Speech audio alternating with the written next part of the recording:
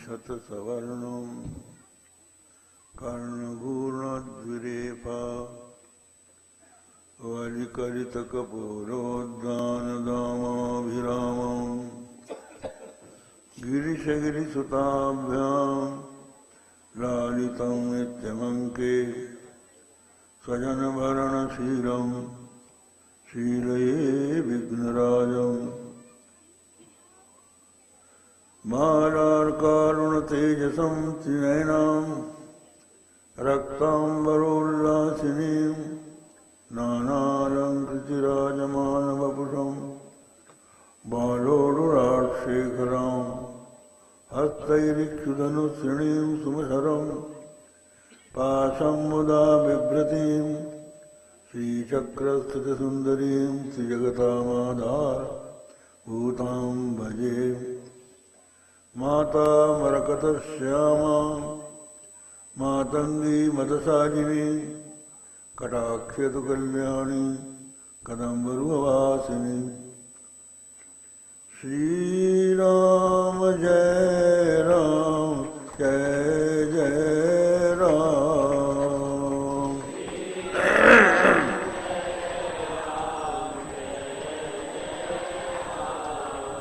श्री राम जय राम जय जय राम।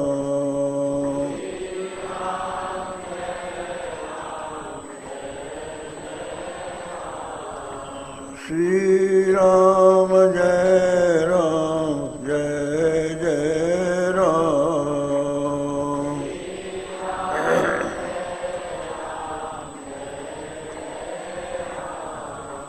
श्री राम जय राम जय जय राम।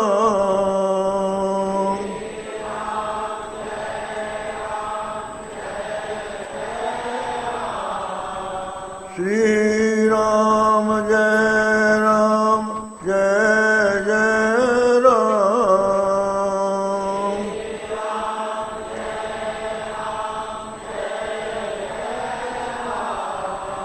श्री राम जय राम जय जय राम।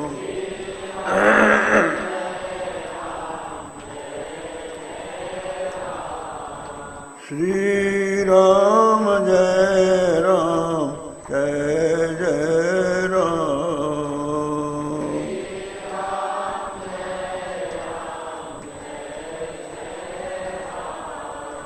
धर्म की अधर्म का प्राणियों में विश्व का गो माता की गो हत्या हर हर महादेव। समुपस्थित विद्वद वृंद देवियों सज्जनों, कल आप श्री सुखदेव जी और जनक का संवाद सुन रहे थे। श्री सुखदेव जी अरण्य मंथन से प्रकट हुए, ऐसी कथा आती है। अरण्य मंथन से उत्पन्न श्री सुखदेव जी को व्यास जी अपना पुत्र मानते हैं और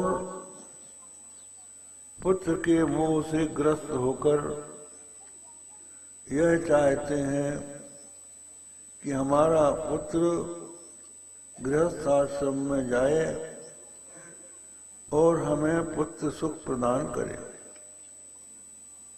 और ये जो पुत्र है सुखदेव, ये विरक्त है, संसार में नहीं आना चाहता, विरक्त होकर सन्यासी बनकर वन में जाना चाहता है। तो बहुत अधिक आग्रह करके व्यास जी ने सुखदेव जी को देवी भागवत पढ़ाई। देवी भागवत पढ़ने के पश्चात भी उन्हें संतोष नहीं हुआ। और वो गृहस्थ आश्रम में जाने के लिए राजी नहीं हुए। तो उनको ज्ञान देने के लिए व्यास जी ने राजा जनक के पास भेजा। राजा जनक ने पहले उनकी परीक्षा ली, इसको दृढ़ वैराग्य है या नहीं। तो अपने रजवास में रखा, सुंदर सुकोमल शैया उनको विश्राम करने के लिए प्रदान करवाई। नारियों ने हाव भाव कटाक्ष से उनको मोहित करना चाहा, किंतु वे परम एकाग्र अंतर्मुख ही बने रहे। तो राजा जनक ने उनसे बुलाकर वार्तालाप किया और उनसे पूछा कि आप यहाँ कैसे आए। बोले हम यहाँ पर आए हैं आपसे विचार विमर्श करने के लिए। हमारे पिता चाहते हैं कि तुम गृहस्थाश्रम में जाओ, पर हमें अच्छा नहीं लगता है, तो उन्होंने आपके पास हमको भेजा है। तो आप क्या हमारा कर्तव्य है ये बताइए। तो उन्होंने कहा कि गृहस्थ आश्रम में दोष क्या है ये आप बताइए। तो उन्होंने कहा दोष क्या है, गृहस्थ आश्रम कर्म प्रधान है। जहां कर्म करोगे, कर्मों का फल भोगने के लिए जन्म लेना पड़ेगा। कर्म से जन्म और जन्म से पुनः कर्म, फिर जन्म फिर कर्म। जन्म कर्म के चक्र में पड़ना गृहस्थाश्रम में होता है। और गृहस्थाश्रम में कोई सुख शांति भी नहीं है। आप राजा हैं,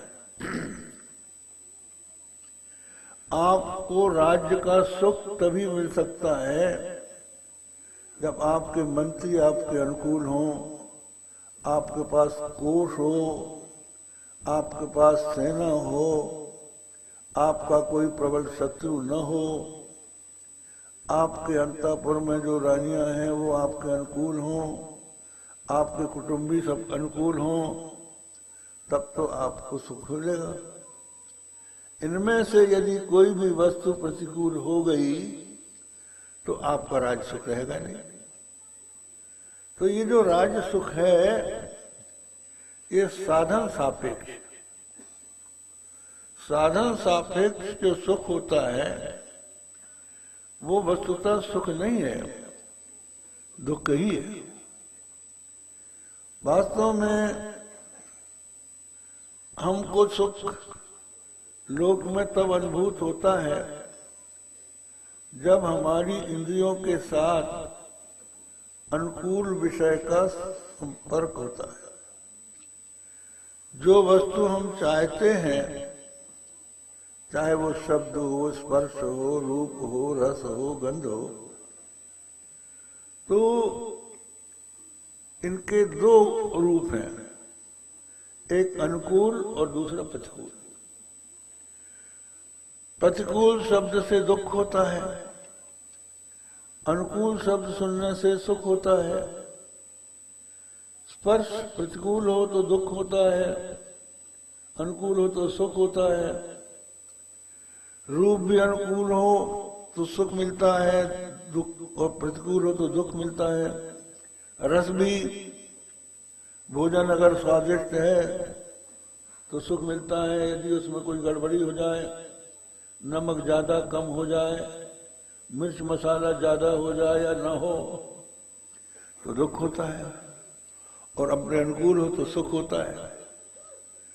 और इसी तरह से गंध भी, सुगंध से सुख होता है, दुर्गंध से दुख होता है।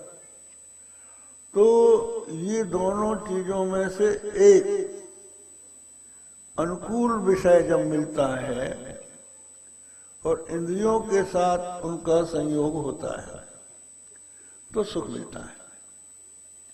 अब उसमें भी हमारा मन यदि सच है, उस समय प्रसन्न है, तो अनुकूल विषय के प्राप्त होने पर हम सुखी हो सकते हैं। अब आप सोच लीजिए, आपके मन में इच्छा हुई कि हम खीर खाएं, और बड़े प्रेम से आपकी पत्नी ने खीर बनाई, मेवा डाला, बड़ा सुगंधित स्वरूप बना, थाली सामने आई, आपने उसको खाने का जैसे ही मन किया, वैसे ही खबर आई कि आपका कोई प्रिय व्यक्ति मर गया, या जो मुकदमा चल रहा था वो आप हार गए, और यदि आप मिनिस्टर हैं तो वहां से आपसे इस्तीफा मांग लिया गया, तो वो खीर अच्छी लगेगी क्या? तो मन की भी प्रसन्नता चाहिए। मन प्रसन्न हो, अनुकूल विषय की प्राप्ति हो, और वो सदा मिलता रहे। अब फिर ये भी बात है, एक ही विषय कभी सुख देता है, कभी दुख देता है। जैसे खीर का ही ले लें, आपने खीर बनवाई, सामने थाली आई, पत्नी ने परोस दिया, आपने बड़ी रुचि से उसको खाया। फिर वो जब आप तृप्त हो गए तो एक कटोरी और ले आई, इतना और खा लो, आपने वो भी खा लिया। फिर एक कटोरी ले आई, फिर एक कटोरी, तो आपको गुस्सा आने लगा उस खीर को देखते ही, कहने लगे मार ही डालेगी क्या? तो वो आपके अनुकूल जब तक रही तब तक तो अच्छी लगी, और जहां देखा कि हमारे लिए घातक सिद्ध हो रही है तो फिर अच्छी नहीं लगती है। तो ये सुख जो है साधन सापेक्ष है, और एक सुख है जो साधन सापेक्ष नहीं है। वो क्या है? ब्रह्मानंद। ब्रह्म का जो आनंद है वो साधन सापेक्ष नहीं है। ब्रह्म भी ये माना जाता है कि जब तक परोक्ष रहता है तब तक उसके लिए भी साधन की अपेक्षा होती है कि भगवान की भक्ति करो, भजन करो, तब सुख मिलेगा। पर जब ब्रह्म का ज्ञान हो जाता है और ये समझ में आ जाता है कि वह हमारी आत्मा से सर्वथा अभिन्न है, प्रत्यक्ष चैतन्य रूप है, और ये निश्चय है कि मनुष्य का जो जहां प्रेम होता है, प्रिय वस्तु के संपर्क से ही सुख मिलता है। कोई भी व्यक्ति हो, चाहे पदार्थ हो, जिससे भी आपका प्रेम होगा उसके मिलने से सुख होगा। तो प्रिय क्या है और अप्रिय क्या है, इस पर यदि आप विचार करें तो प्रिय वो है जो हमारा है, जिसमें हमारी ममता है, वो हमको प्रिय होता है। आप समझ लीजिए, नोट आपके पॉकेट में है, तो ये जब तक दूसरे के पॉकेट में था तब तक आपका उससे प्रेम नहीं था। जब आपके पॉकेट में आया तब आप कहते हैं हमारा है, तब उससे आपका प्रेम हुआ। एक बैंक के मैनेजर के यहाँ हम ठहरे थे, तो वो ऊपर ठहरा था और बैंक नीचे था। रोज घूमने जाते थे। एक दिन घूम कर लौटे तो उसने पूछा, महाराज आप बैंक देखोगे? तो हमने कहा तुम्हारी इच्छा है तो देख लेंगे। तो बैंक ले गया, उसने जो अलमारी खोली तो उसमें लाखों करोड़ों के नोट रखे हुए थे। तो मैनेजर बोला कि महाराज ये मेरी तालीम है, मेरे हाथ में इतना रुपया है। हमने पूछा एक में से 5 रुपए निकाल सकते हो? बोले हथकड़ी भर जाएगी। तो हम कहा तुम्हारा क्या है? जब तक ये तुम्हारा ना हो जाए तब तक तुम्हारे सुख का साधन नहीं हो सकता। तो जो वस्तु ममतास्पद होती है, जिसमें हमारा मेरापन होता है, उसको देखने से, उसको प्राप्त करने से सुख होता है। और मेरा जो होता है वो मैं के संबंध से होता है। तो जो मैं है उसी का नाम आत्मा है। आत्मा से संबंधित को ही आत्मीय कहते हैं। तो जिसके संबंध से आत्मीय प्रिय हो जाता है उसमें हमारा स्वाभाविक प्रेम है। उदाहरण के लिए समझ लीजिए, मोतीचूर का लड्डू है। चने के चूर्ण से मोतीचूर का लड्डू बनता है। उस मोतीचूर के लड्डू में शक्कर मिला दी जाती है। उसको भूंज के घी में शक्कर डाल दी जाती है, तो वो जो सूखा चना का चूर्ण है वो भी मीठा हो जाता है। तो चने के चूर्ण में जो मिठास है वो शक्कर के संबंध से, शक्कर में से मिठास है। इसी तरह से आत्मा में स्वतः प्रियता है, आत्मा के संबंध से स्वतः प्रियता नहीं है। तो उस आत्मा में जब हमारा स्वाभाविक प्रेम है तो उस प्रेम से, उस प्रिय वस्तु से में आनंद भी स्वाभाविक है। इसलिए उपनिषदों में आया, मैत्रेयी से याज्ञवल्क्य ने कहा, नवा अरे पत्यु कामाय पति प्रियो भवति, आत्मनस्तु कामाय पति प्रियो भवति। हे मैत्रेयी, पति के लिए पति प्यारा नहीं होता, आत्मा के लिए पति प्यारा होता है। नवारे जायाई कामाय जया प्रिया भवति, आत्मनस्तु कामाय जया प्रिय भवति। जाया के लिए जाया प्यारी नहीं होती, अपने लिए जाया प्यारी होती है। नवारे पुत्रस्य कामाय पुत्र प्रियो भवति, आत्मनस्तु कामाय पुत्र प्रियो भवति। पुत्र के लिए पुत्र प्यारा नहीं होता, आत्मा के लिए पुत्र प्यारा होता है। स्वाभाविक बात है। जब तक किसी के बेटा नहीं होता तो पुत्र के लिए लोग जाते हैं, पूजा करते हैं, पाठ करते हैं, देवताओं की मनौती बनाते हैं और डॉक्टरों वैद्यों के पास जाते हैं, किसी तरह से बेटा हो जाए। अब जब बेटा हो जाता है तो सोचते हैं कि ये बड़ा हो जाए, पढ़ लिख ले, थोड़ा बड़ा हुआ, पढ़ा लिखा, जब पढ़ लिख के आया तो सोचते हैं कि इसकी शादी कर दें। अब शादी कर दिया, घर में बहू आ गई, बहुत धूमधाम से शादी होती है, खूब बाजे बजते हैं, धूमधाम होती, सब रिश्तेदार नातेदार बुलाए जाते हैं। अब बहू आती है सज धज के, तो सब देवताओं को प्रणाम करवाते हैं, पूर्वजों से को प्रणाम करवाते हैं, सब लोग विवाह करके चले जाते हैं। सासू जी कहती हैं, बहू रानी तुम तो बैठी रहो, हम घर का सब काम संभाल रहे हैं, तुम कोई चिंता मत करो। बहू रानी सोचती है बहुत अच्छा है, अच्छी सास मिली। कुछ दिनों के बाद सास कहती है कि बहू रानी, इस घर को हमने बहुत संभाला, अब तू संभाल, रसोई देख, चौका देख, घर का काम धाम देख। वो कहती है अच्छी बात है, सासू जी देखती हैं। अब बेचारी काम देखती है, उसमें कुछ थोड़ी न्यूनता रह जाती है, गलती हो जाती है तो सास फटकारती।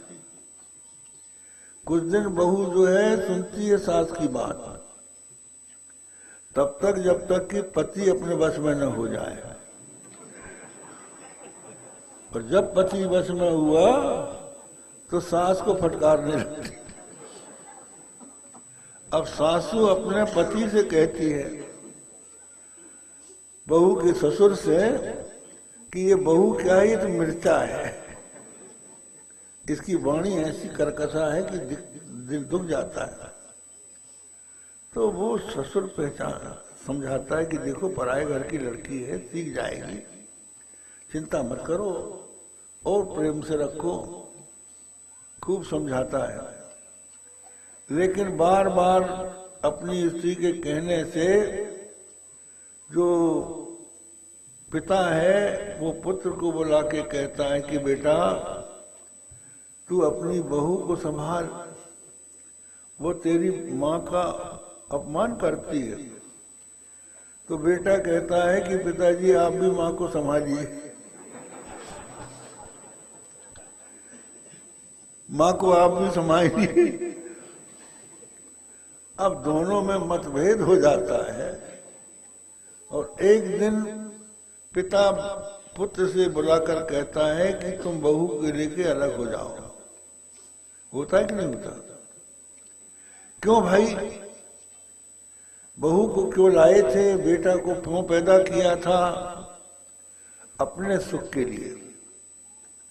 ये हमें सुख देगा, जब वो सुख की जगह दुख देने लगता है तो हमारा उससे प्रेम नहीं रहता। आत्मनस्तु कामाय पुत्र प्रियो भवति, आत्मा के लिए पुत्र प्यारा होता है, पुत्र के लिए पुत्र प्यारा नहीं होता। तो उस आत्मा का ज्ञान जिसको हो गया, परम प्रेमास्पद आत्मा का अनुभव कर लेने से फिर किसी और सुख की आवश्यकता नहीं रहती। एकाग्र चित्त से बिना साधन का ये सुख है, और बिना साधन के सुख मिलता है। इसका उदाहरण मिल जाता है गाढ़ी नींद में। जब आप गाढ़ी नींद में सो जाते हैं तो वहां न शब्द है, न स्पर्श है, न रूप है, न रस है, न गंध है, कुछ भी नहीं है। लेकिन आप बड़े आराम से सोते हैं। इस सुषुप्ति के लिए आप सब कुछ छोड़ देते हैं। बहुत से लोग बड़े बड़े आयोजन करते हैं संगीत के, हॉल बुक किया, भारत के बड़े बड़े संगीतज्ञ बुलाए, गायक बुलाए, बजाने वाले बुलाए, और सभा जुटी, और उसके बाद एक से एक संगीतकार अपना संगीत सुनाने लगे। सुनते सुनते फिर आलस्य आने लगता है, जमाई लेता है, फिर घड़ी देखता है, कहते भाई अब तो सोएंगे। सब कुछ छोड़ के घर में जाता है, अपने बिस्तर में लेटता है, और अगर स्त्री आके कुछ बात करने लगती है तो उससे मुंह फेर लेता है और नींद सो जाता है। वहां कौन है जो सुख पहुंचा रहा है? उठने पर कहता है आज मैं सुख से सोया कि कुछ पता ही न रहा। तो वो जो सुख है वो बिना साधन का सुख है। अंतर इतना है कि उसमें अज्ञान है। अज्ञान न होता कि मुझे कुछ पता न रहा तो वो सुख जो है सहज सुख। उस अज्ञान को निवारण कर दिया जाए तो फिर किसी वस्तु की आवश्यकता नहीं है। इसलिए श्रीमद् भागवत में आया है और दूसरे ग्रंथों में भी कि कहीं सुख नहीं है। कहते हैं किसी राजा को, यहां तक कि इंद्र को, न सुखम न चेन्द्रस्य सुखम किंचित न सुखम चक्रवर्तिनः सुखमस्ति विरक्तस्य मुनेरेकांत जीविनः। कहते हैं इंद्र को वो सुख नहीं है, चक्रवर्ती सम्राट को वो सुख नहीं है। सुख यदि है तो एकांत जीवी विरक्त को वो सुख है। तो मैं वह सुख चाहता हूं राजन। और पिताजी कहते हैं गृहस्थ आश्रम में जाओ। तो मैं आपसे पूछने आया हूं। बोले आप अपने आप को सुखी मानते होंगे, लेकिन आप भी सुखी नहीं। आपके पिता निमि थे, निमि ने यज्ञ करने का निश्चय किया, तो उस यज्ञ में सब संभार एकत्र कर लिया। वशिष्ठ जी को बुलाया कि महाराज हमारा यज्ञ संपन्न कराइए। वशिष्ठ जी ने कहा कि इस तिथि में तो हम खाली नहीं हैं, हमने कहीं दूसरी जगह अपना समय दे रखा है, आप थोड़ा समय बदल दीजिए या किसी दूसरे से करा लीजिए। बोले आप हमारे पुरोहित होके हमारी बात नहीं मानते। तो दोनों एक दूसरे को श्राप दे देते कि दोनों मर जाओ। अंत में भगवती की कृपा होती है तो वो जो निमि है वो फिर जीवित होता है और निमेष में आकर निवास करता है। इसलिए कहते हैं निमि, आंखों में जो पलक झुकती है ना, वो निमि के कारण। तो वहां भी दुख है, आप भी दुखी हैं। तो इस पर राजा जनक ने कहा कि महाराज ये बात सही है, लेकिन जब तक हम इसमें अहमता ममता रखते हैं, जब तक हमारी ममता है तब तक हम इससे दुखी हो सकते हैं। अगर हम इससे अहमता ममता का त्याग कर दें तो राज्य में रहते हुए भी हम सुखी हो सकते हैं। इसलिए भगवत गीता में आता है, कर्मणाई वही संसिद्धित आस्थिता जनकादया, कर्म से ही जनकादि को सिद्धि प्राप्त हो गई। संसार में रहते हुए भी यदि कोई संसार से अनासक्त हो जाए तो उसको संसार का दुख नहीं होता। इसलिए महात्मा लोग कहते हैं कि भाई कितना ही गहरा पानी हो, नाव उसमें तैरती रहेगी, डूबेगी नहीं। शर्त यह है कि नाव में पानी ना हो। अगर नाव में पानी आएगा तो डूब जाएगी, और अगर नाव में पानी नहीं होगा तो वो तैरती रहेगी। तो संसार में आप रहिए, लेकिन अगर अहंता ममता से रहित होकर रहिए। ये शरीर मैं हूं और शरीर के संबंधी मेरे हैं, इस तरह की भावना आप अगर रखते हैं तो आपके भीतर संसार आ गया। और अगर आप इसको नहीं रखते तो संसार आपके भीतर नहीं है, आप उसमें तैरते रहिए। तो आवश्यकता है कि इससे ममता का संबंध न हो। और जनक जी के जीवन में ऐसा आता भी है। एक बार कोई महात्मा आए तो महात्मा का सत्संग होने लगा। सत्संग का भी बड़ा अद्भुत सुख होता है। आपने सुना होगा रामचरितमानस में, तात स्वर्ग अपवर्ग सुख धरिय तुला एक अंग, तात स्वर्ग अपवर्ग सुख धरिय तुला एक अंग, तूल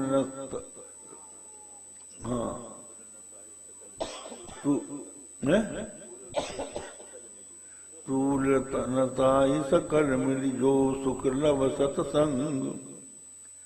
स्वर्ग अपवर्ग का सुख तराजू के एक पलवे में रखा जाए और एक पलवे में क्षणमात्र का सत्संग रखा जाए, तो वो क्षणमात्र के सुख के बराबरी स्वर्ग अपवर्ग का सुख भी नहीं कर सकता। एक बार विश्वामित्र में और वशिष्ठ में इस बात का विवाद हो गया। विश्वामित्र बोले कि तब बड़ा, वशिष्ठ जी बोले कि सत्संग बड़ा। तो उन्होंने कहा कि अब इसमें निश्चय कौन करे, तो शेषनाग के पास गए। शेषनाग से कहा कि जरा हमारे दोनों के बीच में आप न्याय कर दीजिए। विश्वामित्र जी कहते हैं कि तप बड़ा, और वशिष्ठ जी कहते हैं कि सत्संग बड़ा। इनमें से कौन बड़ा है आप बताइए। तो शेष जी ने कहा कि हमारे माथे में धरती है, बहुत ज्यादा वजन है, सोचने की शक्ति नहीं है, आप इसको जरा धारण कर लीजिए थोड़ी देर के लिए। तो पूरी शक्ति तपस्या की विश्वामित्र जी ने लगा दी, धरती 1 इंच भी नहीं उठी। और लव मात्र के सत्संग का सुख वशिष्ठ जी ने लगाया, धरती ऊपर उठ गई। बोले आप बताइए, क्या बताएं, क्या निश्चय हो गया। तो ये जो सत्संग है वो बहुत सुख की बात है। सारे सुख इसके सामने कुछ नहीं है। कभी कभी मूर्ख लोग जो हैं इससे वंचित हो जाते हैं। एक सेठ था, वो सत्संग में बैठा था, बड़ा आनंद आ रहा था। इतने में मुनीम आ गया, कान में बोला कि इस समय चांदी सस्ती है, अगर आप खरीद लें तो काफी नफा हो जाएगा। अब उसका मन सत्संग में नहीं लगा, उठा वो और बाजार में जाके चांदी बहुत सी खरीद ली। लेकिन संयोग की बात है चांदी और सस्ती हो गई, तो बेकार गया। जो कुछ उसने पैसा खर्च किया था वो और निकल गया। तो सत्संग को छोड़ के जाने से कभी कभी ये भी हो जाता है। तो कहने का मतलब ये है कि सत्संग में महात्मा लोग आए थे, बड़े बड़े ज्ञानी आए थे, सत्संग में आए थे, सन्यासी आए थे। जनक जी भी उस सत्संग में पहुंचते थे, रोज वेदांत का पाठ होता था। एक दिन क्या हुआ कि महात्मा आके बैठ गए। महात्मा जी जो सत्संग कराते थे वो भी विराजमान हो गए। जनक जी के आने में देर हुई तो महात्माओं ने कहा कि आप सत्संग प्रारंभ कीजिए। बोले जनक नहीं आया। तो उनके मन में संदेह हुआ कि महात्मा जी हमारे जो गुरु हैं उनके मन में कुछ लोभ आ गया, राजा की प्रतीक्षा कर रहे हैं। शायद इनको कुछ लोभ होगा कि कुछ पैसा मिल जाएगा तो खेत चला लेंगे या कुटिया बना लेंगे, कुछ ना कुछ रहता है। तो उनके मन में संदेह हो गया। गुरुजी जान गए, इतने में जनक आए। दूसरे दिन की बात है, गुरुजी ने माया रची। तो उस माया में ये हुआ कि एक ने आके जनक जी से कहा कि शत्रु ने नगर घेर लिया है। जनक जी ने कहा कि हम सत्संग के बाद बात करेंगे, जाओ। बोले अब दूसरा फिर आया, बोले शत्रु की और हमारी सेना की लड़ाई हो रही है, उस लड़ाई में शत्रु की सेना जीत गई और वो नगर में प्रवेश कर गई। अच्छा रहो। फिर कहा कि उसमें नगर में आग लगा दी, मिथिला जल रही है। जनक बोले मिथिलायाम प्रदग्धायाम न मे दग्धक कदाचन। मिथिला के जल जाने पर भी मेरा कुछ भी नहीं जला है। अब वो आग जो है यहाँ आई तो ये जो सन्यासी थे इनकी कुटियां थी छोटी छोटी, इनको ये लगा कि हमारा कमंडल न जल जाए, हमारे कपड़े न जल जाए, लंगोटी न जल जाए। ये दौड़े सत्संग छोड़ के। तो महात्मा जी ने वो माया रची थी वो शांत हो गई। उन्होंने कहा देखो तुम्हारे पास कुछ भी नहीं है लेकिन तुम दौड़ पड़े, और उसने इतना बड़ा राज्य होने पर भी कुछ नहीं छोड़ा। इसलिए ये समझ लो कि ये पात्र है और तुम कुपात्र हो, तुम में वो बात नहीं। बिना वैराग के संन्यास का कोई अर्थ नहीं है। एक योग वासिष्ठ में एक चूड़ाला का उपाख्यान आता है। ये शिखरध्वज नाम के एक राजा थे।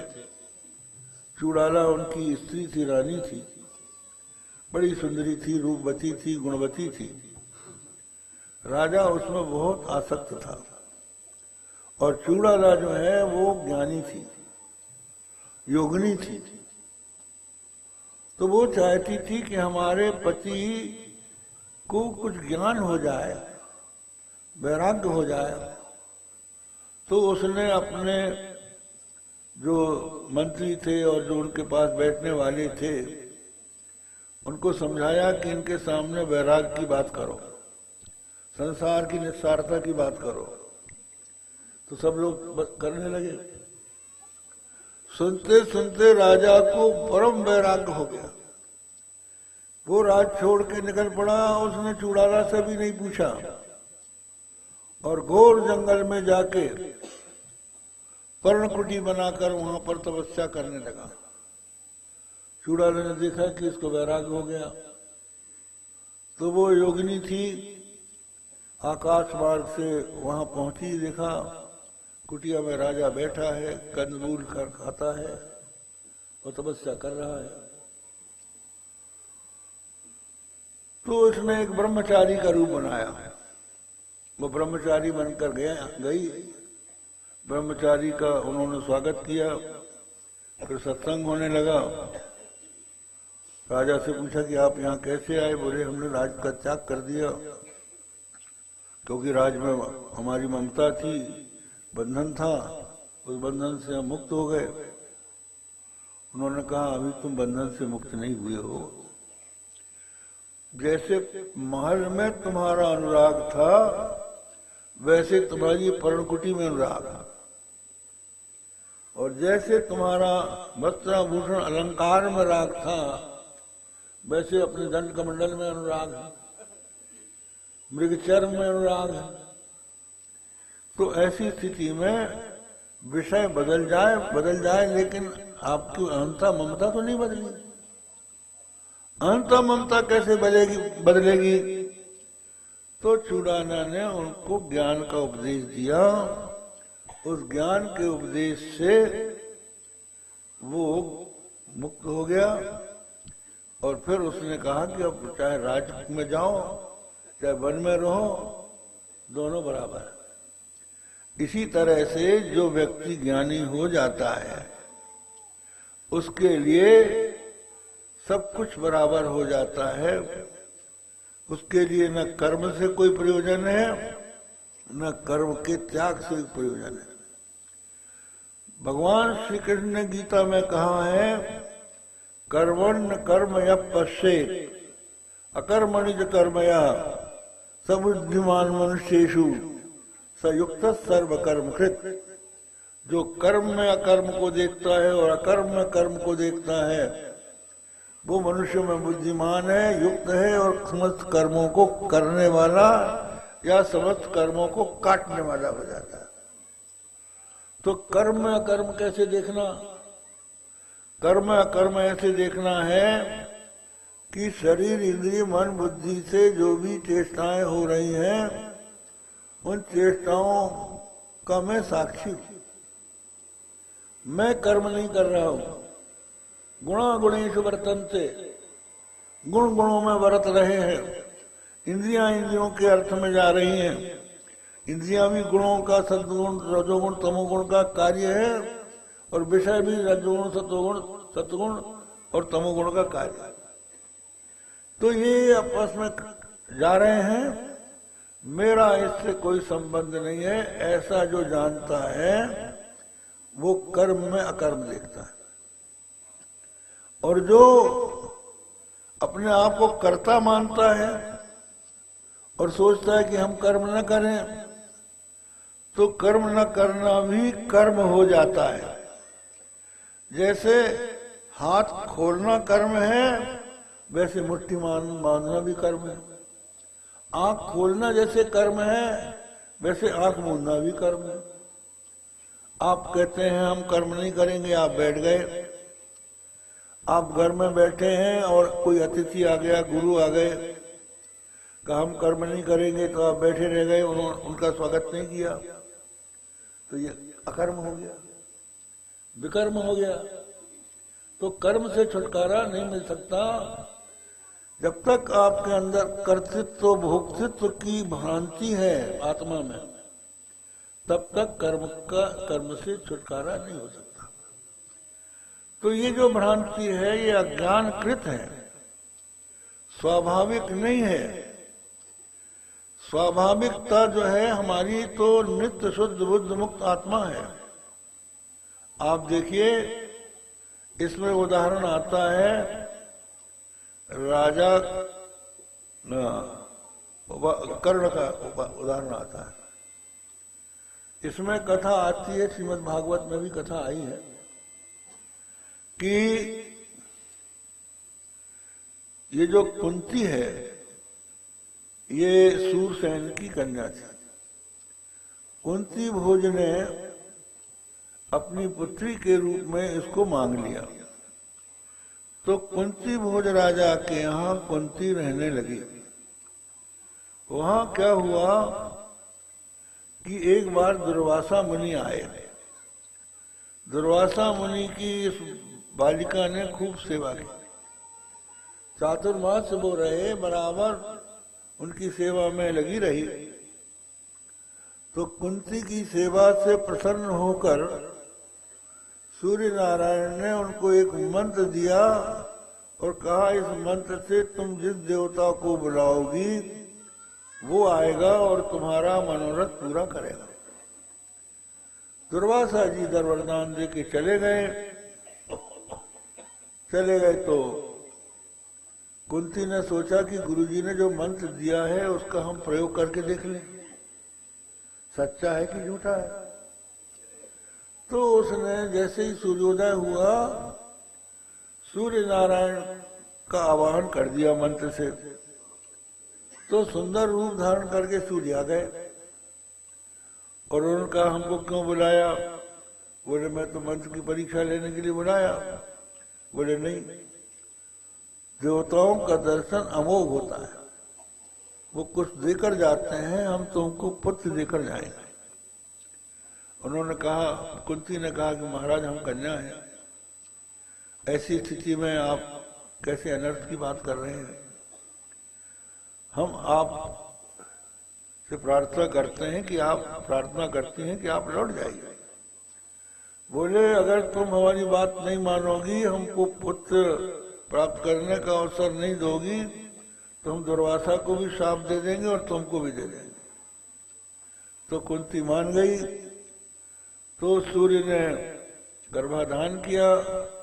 बोली कि महाराज अब हम कन्या है, क्या होगा?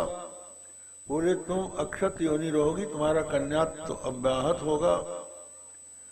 तो उसके पेट में बच्चा आया। कुछ समय के अच्छा माता पिता को उसने बताया नहीं।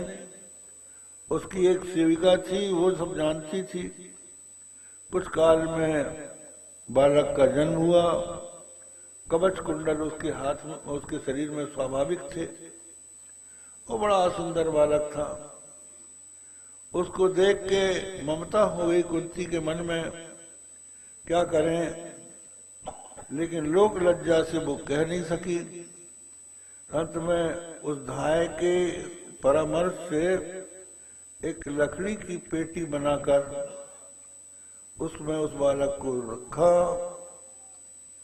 और रख के भगवती से प्रार्थना की कि माँ, इस बालक की रक्षा तुम करना।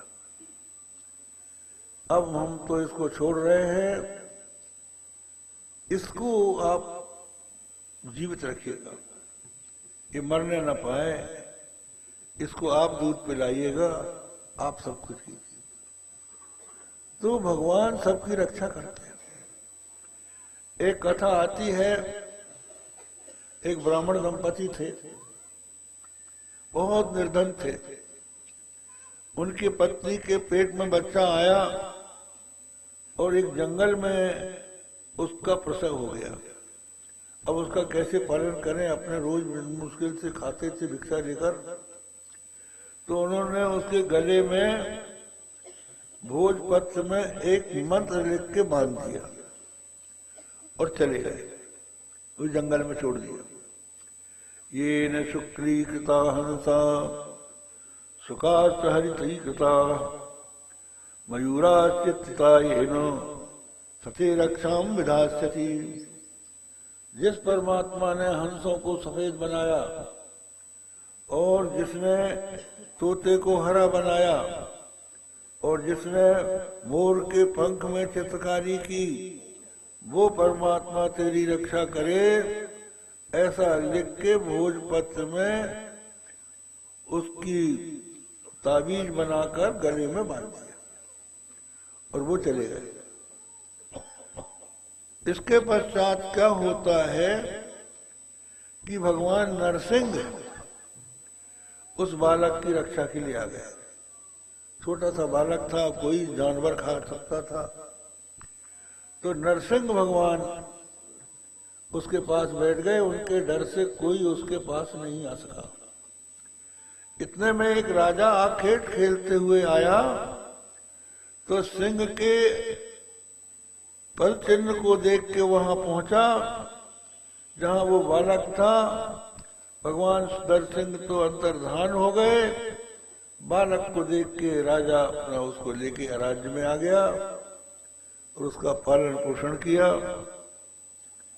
जब बड़ा हुआ तो केवल दूध पीता था, कुछ खाता नहीं था।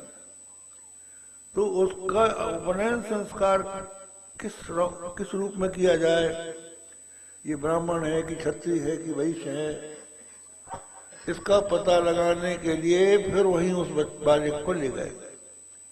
12 साल हो गया था और वो दंपति जिनका ये बालक था वो भी लौट के 12 साल में आए कि देखें परमात्मा ने उसकी रक्षा की कि नहीं की। तो राजा उस बालक को लेके आया। वो दोनों वहां पर थे, ब्राह्मण ब्राह्मणी। उन्होंने पूछा कि आप इस बालक को लेके आए, ये कौन है? बोले इसका पता नहीं, हमको यही मिला था। बोले ये बेटा हमारा है। बोले इसमें प्रमाण क्या है? कहा इसके गले में कुछ बंधा है, आप देख लो। तो वो ताबीज खोली गई। भोजपत्र में यही लिखा था, ये न शुक्ली कृता हंसा सुकात हरिति कृता मयूरा चित्ता ये नो सते रक्षाम विधास्यति। तो वो समझ गए कि ये ब्राह्मण है। फिर उनका उपनयन संस्कार हुआ। वो नरसिंह भगवान के परम भक्त हुए। उन्हीं का नाम श्रीधर स्वामी हुआ, जो श्रीमद् भागवत के टीकाकार माने जाते हैं और उन्होंने गीता पर भी टीका लिखी है बहुत विद्वान से। तो ये लिखा है कि श्रीधर जो है भागवत के रहस्य को जानते हैं। व्यासो वेत्ति सुको वेत्ति राजा वेत्ति न वेत्ति चा श्रीधर सकलम वेत्ति श्री नृसिंह प्रसाद का। कहते हैं व्यास जानता है भागवत के रहस्य को, सुखदेव जानते हैं, राजा जानता है या न जानता है नहीं कह सकते, लेकिन भगवान नरसिंह के प्रसाद से श्रीधर सब कुछ जानते हैं। ऐसे श्रीधर स्वामी की रक्षा भगवान ने की। इसी तरह से कुंती ने इस बालक की रक्षा भगवती तुम करना ये प्रार्थना करके एक काठ की पेटी बना के नाव जैसी बना के उस बालक को रखा, ऊपर से बंद कर दिया और छोड़ दिया। तो उसको बहते हुए एक सूत ने, जो अपने रथ के घोड़ों को पानी पिलाने के लिए नदी में आया था, देखा तो वो पेटी पकड़ी और पकड़ के उसमें खोला तो उसके में सुंदर बालक दिखाई पड़ा। उस बालक को उसके कोई पुत्र नहीं था तो उसने अपनी स्त्री राधा को दे दिया। राधा उसका पालन पोषण करने लगी, बड़ा हुआ तो ये कर्ण अपने आप को राधे समझने लगा। था कौन थे, लेकिन राधे समझने लगा। इसी तरह से ये जो शुद्ध नित्य शुद्ध बुद्ध मुक्त स्वभाव आत्मा है, ये अपने आप को जीव मानने लगा।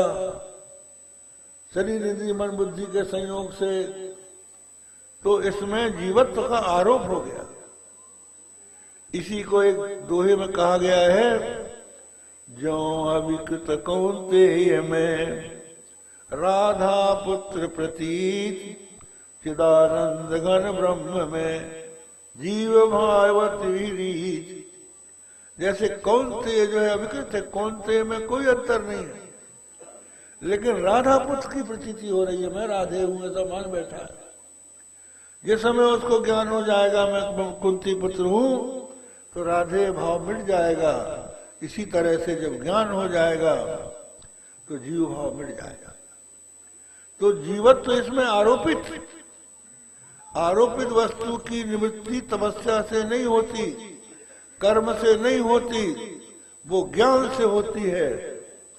तो वो ज्ञान जिसमें है वो चाहे घर में रहे चाहे बाहर रहे, उसके लिए कुछ भी अकार्य नहीं है। तो मैं इसी भाव से संसार में रहता हूं, संसार में राज्य करते हुए भी मैं राज्य से अनासक्त हूं। शरीर में मेरी आत्मबुद्धि नहीं है, मैं अपना ब्रह्मानंद में ही सदा निमग्न रहता हूं, इसलिए मुझे विदेह कहते हैं। तो तुम भी इसी तरह से अपने आप को जानो। तो कहने का मतलब यह है कि जो अधिकारी है, जिसको ज्ञान हो गया है, वो गृहस्थाश्रम में रहते हुए भी सन्यासी है। सन्यासी दो प्रकार के होते हैं, एक अलिंग सन्यास, एक लिंग सन्यास। लिंग सन्यास वो है दंड कमंडल रखकर सन्यासी हो जाते हैं, और दूसरे गृहस्थ आश्रम में भी रहकर गृहस्थ आश्रम का परित्याग कर देते हैं। और परित्याग भी कैसा? मन से परित्याग, कि मैं मेरा छोड़ दो तो घर में बैठे सन्यासी, और मैं मेरा ना छोड़ो तो घर छोड़ के भी कहां सन्यास।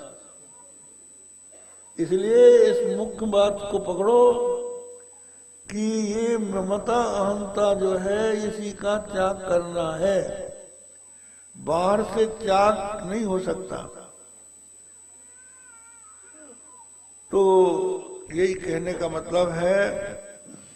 हम चातुर्मास कर रहे थे दिल्ली में, तो लोगों ने कहा कि महाराज गृहस्थ आश्रमी भी मकान में रहता है, पक्के मकान में रहता है, और तुम भी पक्के मकान में चातुर्मास कर रहे हो, तुम में और गृहस्थ में क्या अंतर है?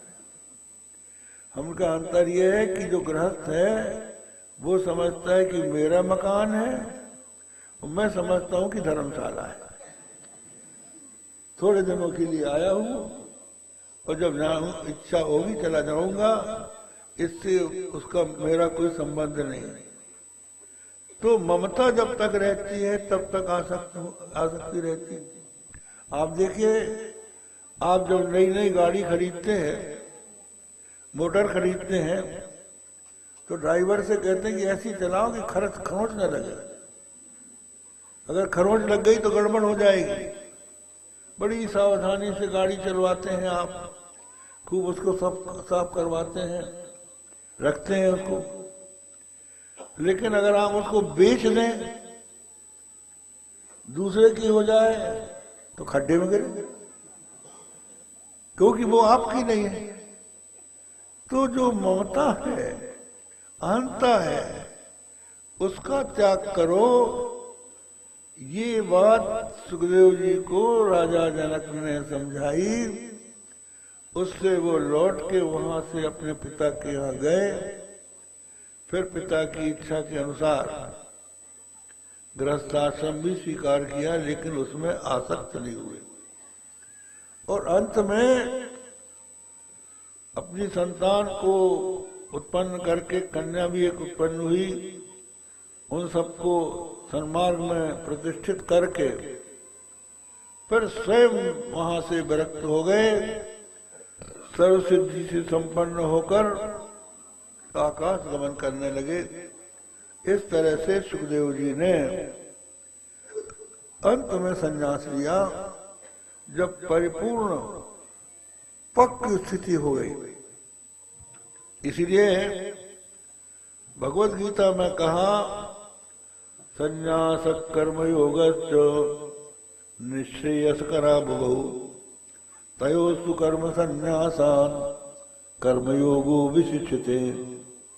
हे अर्जुन, संन्यास और कर्मयोग दोनों ही मनुष्य के कल्याण के साधक है, लेकिन कर्म संन्यास से कर्मयोग श्रेष्ठ है। तो वहां से मधुसूदन सरस्वती स्वामी ने कहा है अनधिकारी कृतात् कर्म संन्यासात् कर्मयोगो विशिष्यते। अनधिकारी के द्वारा किए गए कर्म संन्यास की अपेक्षा अधिकार का संपादक होने के कारण कर्मयोग श्रेष्ठ है। कर्मयोग कर्म से बंधन होता है, लेकिन सकाम कर्म से बंधन होता है। अगर आप कर्म करके उसका फल भगवान के चरणों में अर्पित कर दें, सब कुछ करके भी भगवान को अर्पित कर दें और फल की आकांक्षा न रखें, तो वो कर्म आपके बंधन का हेतु नहीं होगा, वो बंधन से मुक्ति का हेतु बनेगा, चित्त को शुद्ध कर देगा। इसलिए कर्म जो है वो बंधन का कारण तभी बनता है जब कामना पूर्वक किया जाता है। जब निष्काम भाव से कर्म किया जाता है, भगवत पाद पंकज समर्पण बुद्धि से किया जाता है, जगदम्बा के चरणों में अर्पित करने की बुद्धि से किया जाता है, तो वही कर्म मनुष्य के कल्याण का साधक हो जाता है।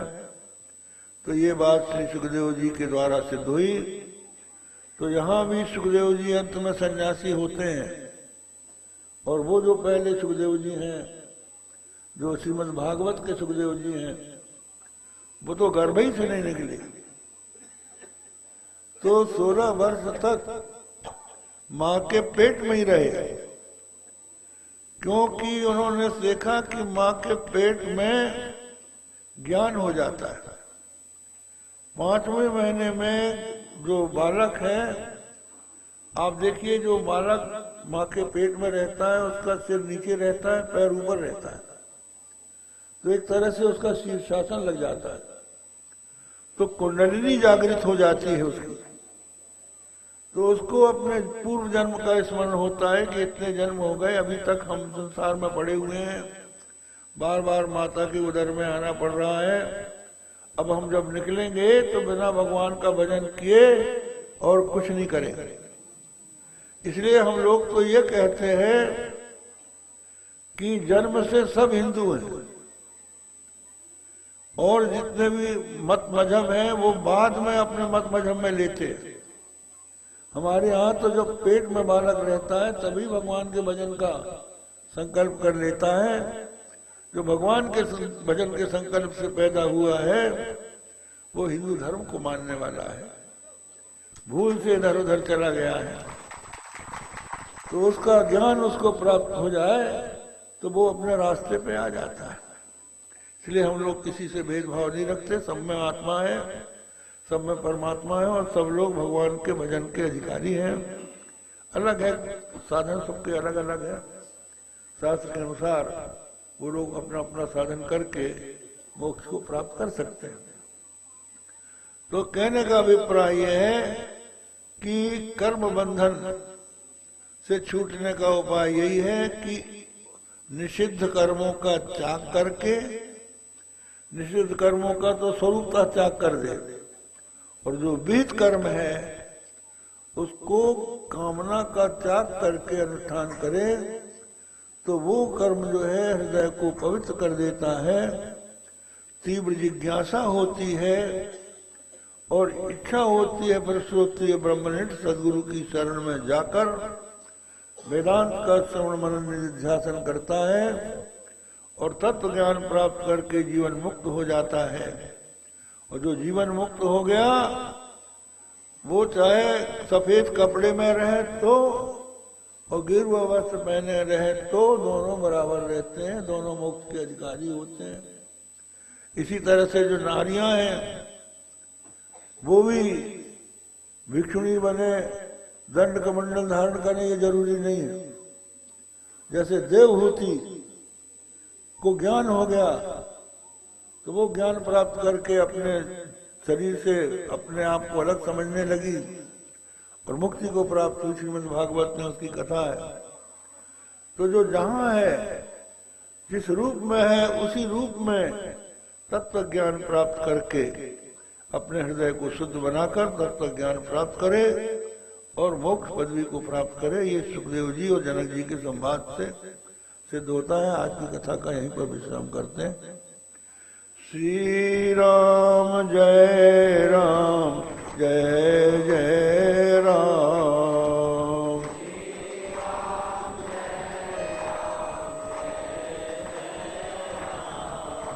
श्री राम जय राम, जय जय राम।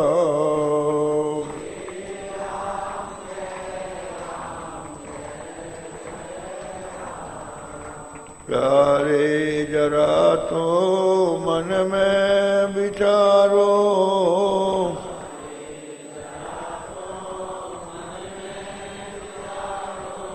क्या साथ लाए अरुले चलोगे।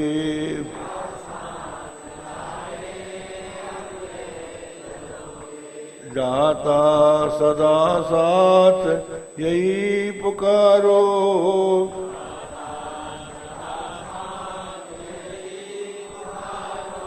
गोविंद दामोदर माधवेति।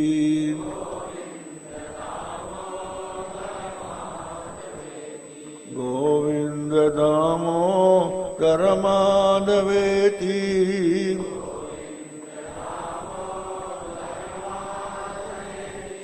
हे कृष्ण हे यादव हे सखेति।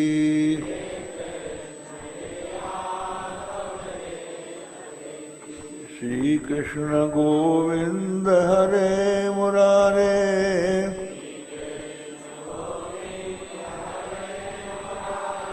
हे नाथ नारायण वासुदेव।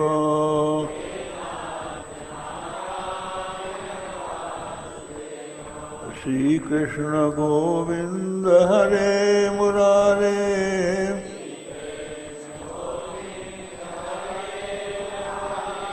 हे नाथ नारायण वासुदेव।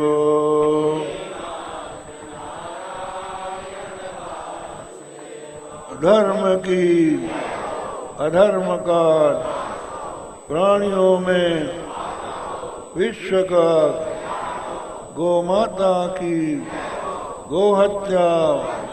हर हर महा